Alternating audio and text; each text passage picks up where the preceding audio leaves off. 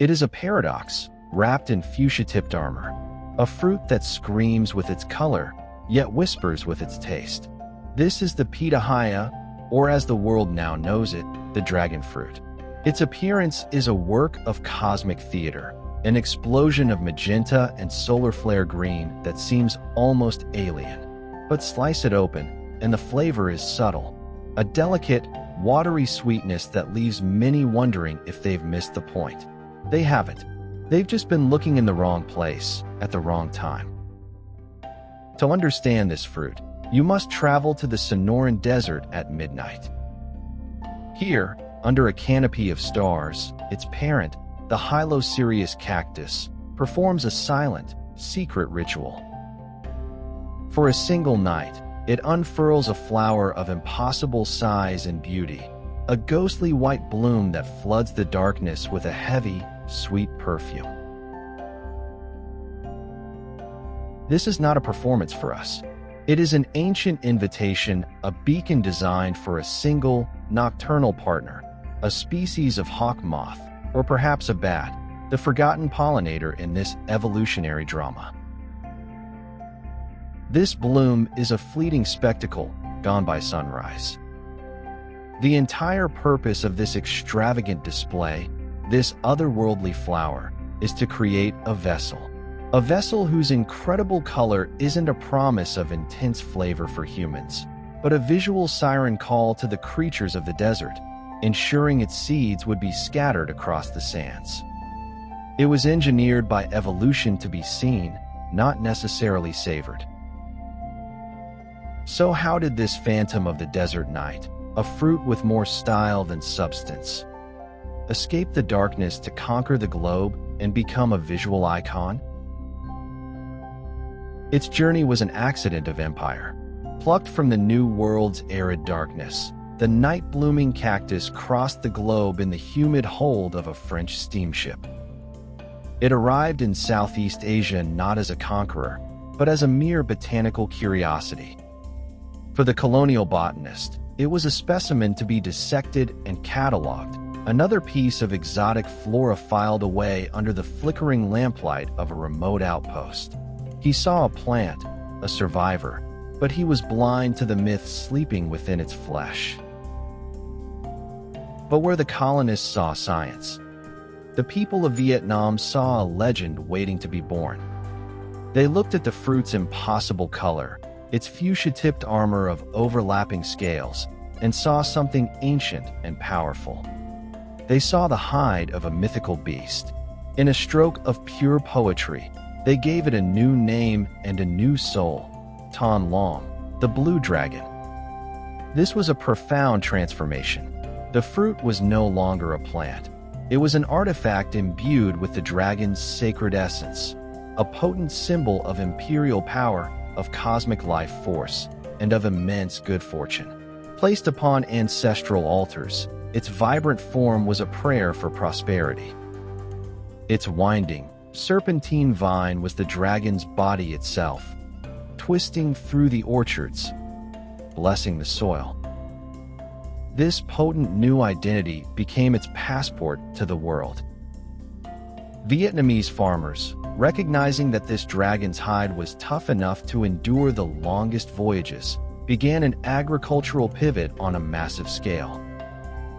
The strange American cactus was now a legend, crated and ready. From the chaotic, sun-drenched ports of French Indochina, the dragon was about to take flight. From the humid, chaotic ports of French Indochina, the dragon fruit began its global journey.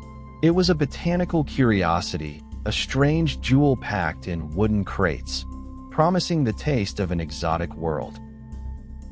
For over a century, it remained a niche delicacy, its bizarre, flame-like exterior a whispered legend in distant markets.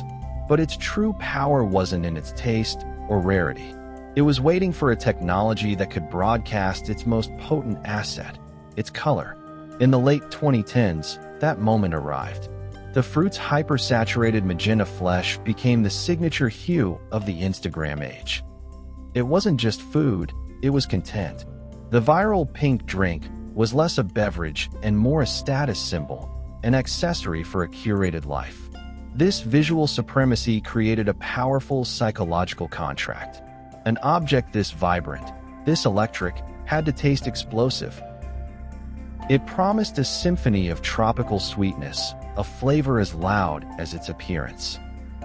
The reality, however, was a quiet melody, a subtle, watery sweetness that could never compete with its own hyperreal image.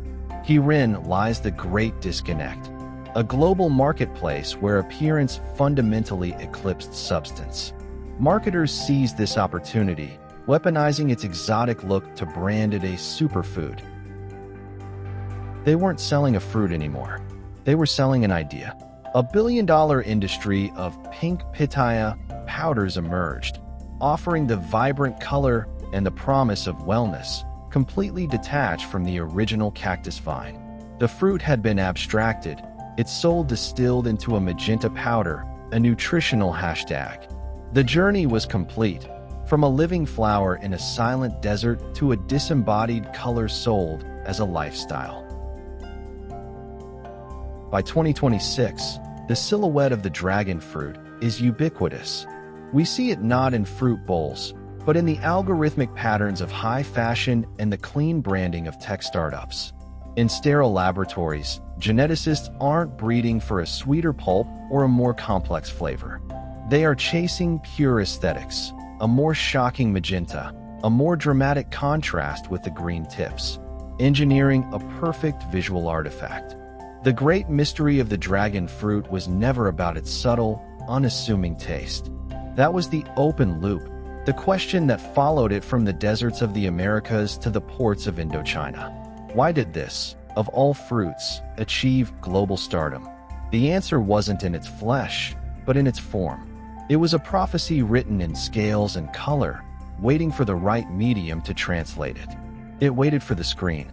In the attention economy, the dragon fruit became the perfect currency. It wasn't a food, it was a signal. A flare of impossible pink in a monochrome digital feed, an alien architecture designed to stop a thumb from scrolling.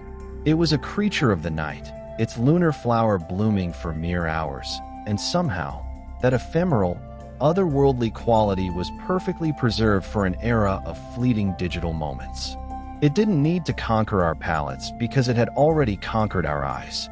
This humble cactus became the definitive botanical icon of the modern era for one simple reason.